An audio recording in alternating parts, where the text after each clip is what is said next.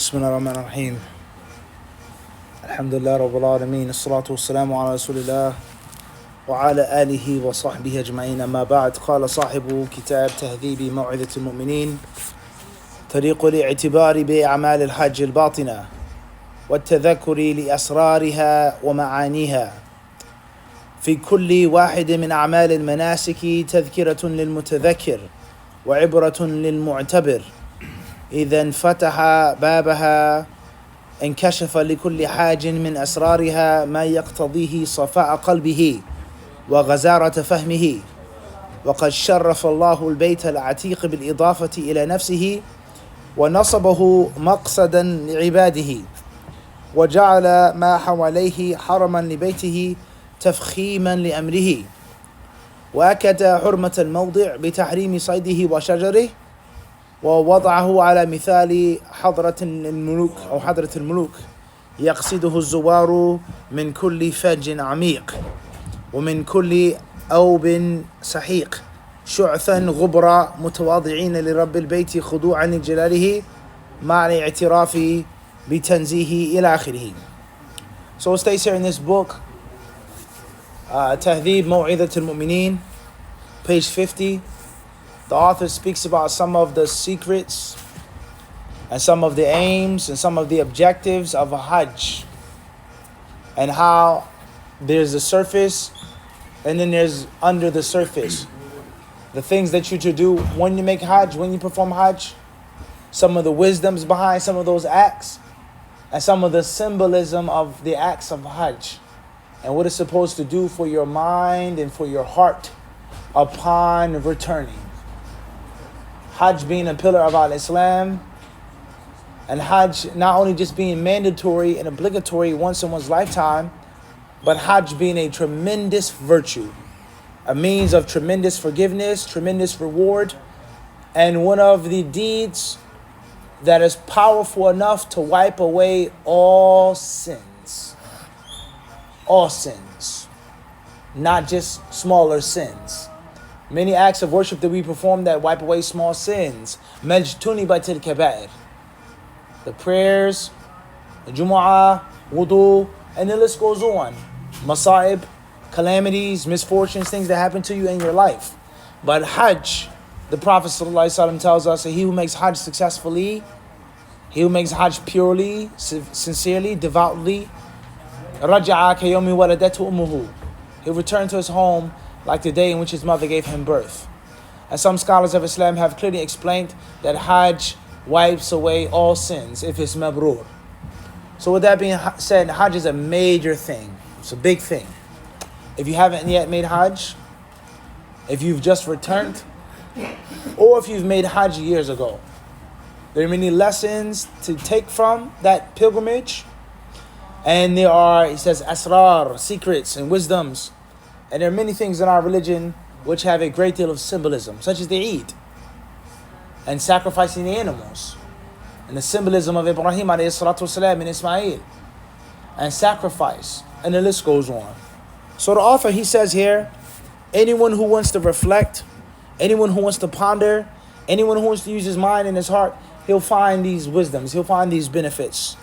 And these benefits and these wisdoms, he says, يَقْضِي صَفَاءَ قَلْبِهِ, are meant to purify your heart and cleanse your soul. He then talks about the virtue of the Kaaba, how holy and how sacred it is, the virtue and the sanctity of Mecca, and how Allah subhanahu wa ta'ala attributed the Kaaba to himself, and how he made everything surrounding the Kaaba to be holy and sacred as well. So he gets started by saying, وَفِي الْإِحْرَامِ وَالتَّلْبِيَةِ إِجَابَةُ نِدَاءِ اللَّهِ عَزَّ وَجَلَّ وفي دخوله مكة تذكر الانتهاء إلى حرم الله فليخشى أن لا يكون أهلا للقرب وليرجو الرحمة وفي مشاهدة البيت إحضار عظمة البيت ورب البيت في القلب وشدة تعظيمه إياه. So he talks about Ihram.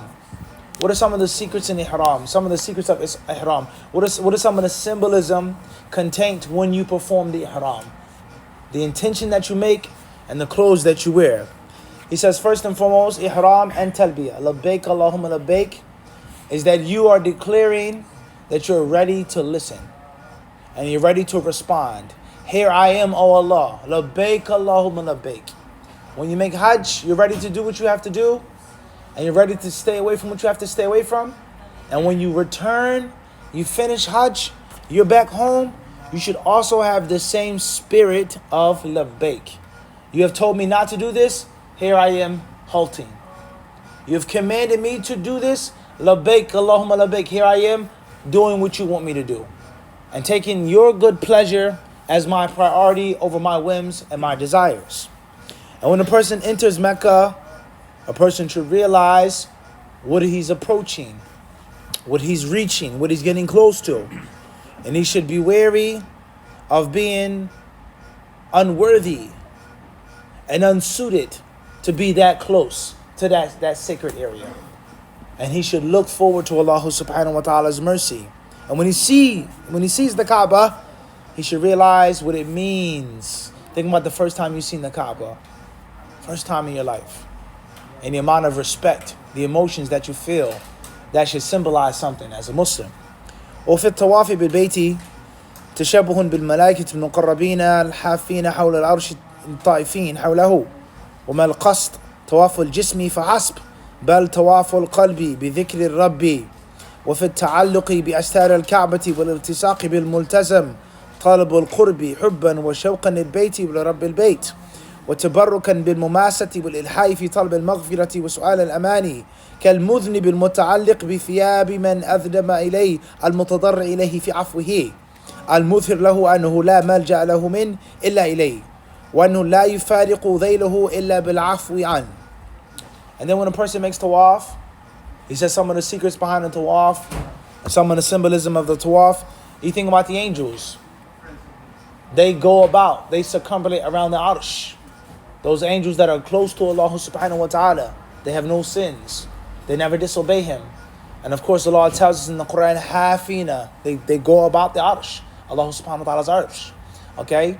So you imitating the angels, you trying to be like the angels, and you trying to be holy and righteous like those angels. And when a person touches the Kaaba, and if a person has the ability to kiss the black stone, and if a person has the ability to stand at the multazam and to touch the curtains of the Kaaba, what that means and what that symbolizes, you being in need of Allah's mercy and forgiveness of your sins, and that Allah is the only one that can help you with regards to your spiritual salvation. And it's not just about making tawaf with your body, he says, but he says your heart, being connected to Allah's dhikr, and you constantly being in that circle, that loop, that circuit of beginning, ending, beginning, ending, beginning, ending, and being connected to Allah subhanahu wa ta'ala. He then states, وفي السعي بين الصفا والمروة مضاهاة تردد العبد بفناء الملك جائيا وذاهبا مرة بعد أخرى إظهارا للخلوص في الخدمة ورجاء للملاحظة بعين الرحمة كالذي دخل الملك وخرج وهو لا يدري ما الذي يقضي به الملك في حقه من قبول أو رد فلا يزال يتردد على فناء الدار مرة بعد أخرى يرجو أن يرحم في الثانية إن لم يرحم في الأولى. And when a person makes the sa'i between Safa and Marwa, Marwa and Safa, Safa and Marwa, back and forth and back, he says you think about you going to the king's house, the king's palace, and knocking on the door, asking for permission, asking for entrance. He allows you into his palace. You leave his palace. What does he decide? Will he give you what you asked him for? Will he protect you? Will he call you back? Will you curry his favor? So on and so forth. You don't know. So the needy servant, he goes to the king's palace. He leaves. What happened to me? What's going to happen to me? And he goes back. And he goes back and forth, back and forth, back and forth, begging and knocking at the door of the king, asking for his bounty and asking for some type of goodness to come from the king to that poor servant and to that poor subject. He doesn't know what will take place. Has Allah forgiven me the first time or not? Has Allah shown me mercy the first time or not? He doesn't know. So he keeps trying and he keeps attempting. He then states, وفي الوقوف بعرفة ورؤية ازدحام الخلق وارتفاع الأصوات باختلاف اللغات تذكر اجتماع الأمم في عرصات القيامة وتحريهم في ذلك الصعيد الواحد بين الرد والقبول وفي تذكر ذلك إلزام القلب الضراعة والابتهال إلى الله عز وجل ورجاء الحشر في زمرة الفائزين المرحومين وتحقيق الرجاء بالإجابة فالموقف شريف ورحمة إنما تصل من حضرة الجلال إلى كافة الخلق بواسطة القلوب النقية ولا ينفك الموقف عن طبقات من الصالحين وأرباب القلوب فإذا اجتمعت هممهم وتجرأت للضراعة والابتهال قلوبهم وارتفعت إلى الله سبحانه أيديهم وامتدت إليه أعناقهم وشخصت نحو السماء أبصارهم مجتمعين بهمة واحدة على طلب الرحمة فلا تظنن أنه يخيب أملهم ويضيع سعيهم ويدخر عنهم رحمة تغمرهم. And then when a person stands in Arafah and you see all of those people and all of those people raising their hands, standing, speaking different languages, crying out, begging Allah subhanahu wa ta'ala, all with the same goal, the same objective, and that's forgiveness, that's mercy, and that's Allah subhanahu wa ta'ala answering their dua. And this should remind you of Qiyamah, that a day will come in which men, regardless of their races, regardless of their creeds, regardless of their statuses, their levels, their wealth, their height, their color, their tribe, their clan, their family, associations, none of that will matter on the Day of Judgment. And the only thing that will matter on the Day of Judgment is what Ibrahim alayhi salatu wasalam, except for what? Man atallaha biqalbin salim. It's he who brings a pure heart on the Day of Judgment. He was a pure heart. All right, so you think about Arafah, your dua being accepted, how pure is your heart individually? And then how pure are the believers' hearts collectively? And most importantly, everybody is united for one goal and one aim. And anyone who's made a Hajj, you know the energy of Arafah. The energy of Arafah. So right now, we have different goals, we have different aims. But when everybody's focusing and concentrating on one thing, all together, as if 5,000 hearts are one, we know the result of that. It's like anything else in life. Sports, business, when you and your team, your members, all have the same united spirit, what happens when you go out to do business and real estate, a law firm? Everybody has the same idea. We have to win this case. We have to beat this case. Our client can't lose. The top lawyer, this one, that one, everybody is sharing the same morale. Sports, a battlefield, right? An army. Even if they're smaller in number, but they all have one mission at hand, one task. And that's survival. That's defending our homeland. The invader, the bigger, stronger force, is going to lose. And the reason why is because the bigger, stronger force, they have different goals and objectives. But the underdogs, the people fighting for survival, they have one purpose and one purpose only. So that's each individual a soldier, and now 5, 10, 20, 50, they all come together with one purpose, and they win. So hearts being together versus hearts being separate and split up. We have dunya reasons why we do this and why we do that, versus everybody coming together for the same purpose. And that is what Arafah is supposed to be. He then states, وفي رمي الجمار انقياد للأمر إظهارا للرق والعبودية وقصد رمي وجه الشيطان وقسم ظهره. And the stoning of the jamarat is submission. The Prophet ﷺ told you to do this. Who are you stoning? What are you stoning? Can you see? You do it. You submit. And the symbolism, of course, of shaitan. And casting those stones in the face of shaitan and breaking his back, he says. That is symbolic. If you want to cast the shaitan with stones and break his back, you can disobey him. People talk about the shaitan and shaitan's evil. The shaitan, don't obey the shaitan. By you sinning and disobeying him, it doesn't seem as if you hate shaitan. It doesn't seem that you really believe that Allah's curse is upon him and that he's a regime. Because you're following his way. You're pleasing him and you're displeasing Allah subhanahu wa ta'ala. So if you really hate shaitan and you know that he's evil, then you would be against him and you wouldn't follow him. And if you really love Allah subhanahu wa ta'ala and you want to please him, you would obey him. So stoning the jamarat is extremely symbolic. وفي زيارة المدينة ومشاهدتها أو مشاهدتها تذكر أنها البلدة التي اختارها الله عز وجل للنبي صلى الله عليه وسلم وجعل إليها هجرته وأنها داره التي شرع فيها فرائض ربه عز وجل وسننه وجاهد عدوه وأظهر بها دينه إلى أن توفاه الله عز وجل وأنها البقعة التي اختارها الله سبحانه لنبيه ولأول المسلمين وأفضلهم عصابة وأن فرائض الله سبحانه أول ما أقيمت في تلك البقعة وأنها جمعت أفضل الخلق حيا وميتا صلى الله عليه وسلم هو شرف وكرم. He then states, last but not least, is when you visit Medina, you see Medina, you go to Medina, you reflect and you realize that Medina is a holy city, a sacred city that Allah subhanahu wa ta'ala chose for his prophet. He chose this land, he chose this city for Muhammad sallallahu alaihi wasallam and for the Sahaba. And he gave Medina the honor of Hijrah. No other place received this honor.